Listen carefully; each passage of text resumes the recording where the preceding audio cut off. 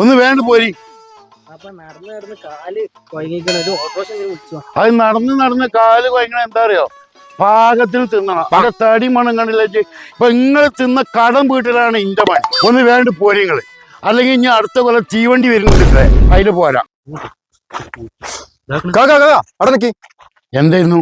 അല്ല കാ, ഇതൊക്കെ നിങ്ങളെ മക്കളല്ലേ? അതെ. എന്നാ ഇവലേ ഞങ്ങളെ ഹോട്ടലിൽ വന്നിട്ട് നല്ലോണം നക്കിയിട്ട് പറ്റിച്ച് പോയിക്കണം. ഇത് ഞങ്ങളെ CCTV നോക്കിയിട്ടാണ് ആളെ മനസ്സിലായി. അങ്ങനെ ഞങ്ങൾ തെരഞ്ഞു വന്നേ. എടാ ചെറുക്കന്മാരെ, നിങ്ങളായിട്ട് ആകെ ഇടങ്ങാറായിരുന്നു. ആ ചില്ലറ എത്ര ഞാൻ തരാ, നിങ്ങളെ വിഷയാക്കണ്ട. ചില്ലറ 9500 ഉണ്ട്.